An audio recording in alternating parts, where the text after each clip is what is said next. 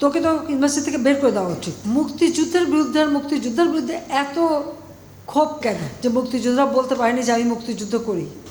কোটা আন্দোলন করবার আগে তাদের তো পরীক্ষার রেজাল্টগুলি দেখে নেওয়া উচিত ছিল যে কোথায় তারা দাঁড়িয়েছে। কোটা নিয়ে তো কোটা আর মেধা তো এক জিনিস না, তো এইখানে দ্বন্দ্বটা সৃষ্টি করে, এটা একটা ট্যাকটিস। তার মানে কি মুক্তিযোদ্ধার সন্তান নাতিপুতিরা কেউ মেধাবী নেই, যত রাজাকারের বাচ্চারাও নাতিপুতি হলো মেধাবী, তাই না? কিন্তু এটা ভুলে গেলে চলবে না যে যাদেরকে মেধাবী না বলছে তাদের হাতে কিন্তু ওরা পরাজিত। যুদ্ধে কিন্তু মুক্তিযোদ্ধারাই জয়ী হয়েছিল, রাজাকাররা জয়ী হয় নাই। তারা পাকিস্তানিদের পদলেহন করেও পরাজিত হয়েছিল। এই কথাটা তো মনে রাখা উচিত যে তারা তো পরাজিত হয়েছিল। তো লাভটা কী হলো? মুক্তিযোদ্ধারা খুব ধরলো, তারা মামলা করলো। যখন মামলা করার পরে কোর্ট, উচ্চ আদালত কোনো রায় দেয় বা কোর্টের যখন কোনো রায় হয়, সত্য সেই রায়ের বিরুদ্ধে এক্সিকিউটিভ অথরিটির এখন এই মুহূর্তে তো আমাদের কিছু করার নেই, কারণ কোর্টেই সমাধান করতে হবে। এখন যারা আন্দোলন করছে তারা তো আইন মানবে না, আদালত মানবে না, সংবিধান কি তারা চেনে না, বা একটা কার্যনির্বাহী অর্থাৎ একটা কাজ করতে গেলে তার যে নীতিমালা, বিধিমালা বা ধারা থাকে সেটা, বা একটা সরকার কীভাবে চলে এ সম্পর্কে কোনো ধারণাই এদের নাই। ভবিষ্যতে এরা তো নেতৃত্ব দেবে বা এই দেশ চালাতে আসবে, তাদের তো এই ধারণাগুলি দরকার কিনা। আজকে যখন আদালতে চলে গেল, তা আদালতে সেটা সমাধান, এবং আদালত তাদের সুযোগ দিয়েছে, বলেছে আপনারা আসেন আর্গুমেন্ট করেন, বলেন, তা আদালতে যাক, বলুক না, তারা রাজপথেই সমাধান করবে। আর আমাকে বলছে, আমি সত্যি কথা বলতে কি, আদালত যখন কথা বলেছে, আদালতে যখন চলে গেছে, তার যখন রায় হয়েছে, তো সেই রায়ের বিরুদ্ধে এখন এই মুহূর্তে আমার তো দাঁড়ানোর কোনো অধিকার নাই। এটা তো আমার সংবিধানও বলে না, আমার পার্লামেন্টও বলে না, কার্যপ্রণালী বিধিও বলে না, কিছুই না। যতক্ষণ পর্যন্ত আদালত থেকে সমাধান না আসবে ততক্ষণ আমাদের এখানে কোনো কিছু করার থাকে না। এটা বাস্তবতা, এই বাস্তবতা তাদের মানতে হবে।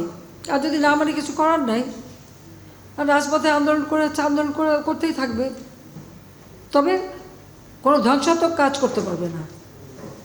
যতক্ষণ তারা শান্তিপূর্ণভাবে করে যাচ্ছে, কেউ কিছু বলছে না।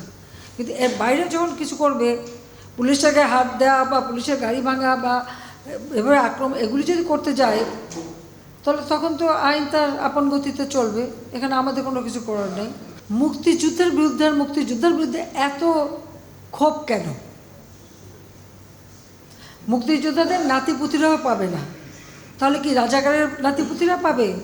সেটা আমার প্রশ্ন, দেশবাসীর কাছেও প্রশ্ন, যে রাজাকারের নাতিপুতিরা সব কিছু পাবে, মুক্তিযোদ্ধারা পাবে না। আজকে গলাবারে কথা বলতে পারছে, নইলে তো ওই পাকিস্তানিদের বুটের লাথি খেয়ে চলতে হতো। আর মুক্তিযুদ্ধের বিরুদ্ধে, মুক্তিযোদ্ধাদের বিরুদ্ধে কথা বলার অধিকার তাদেরকে দিয়েছে। যে মুক্তিযোদ্ধা বললো, আমি তার সাথে সম্পূর্ণ একমত।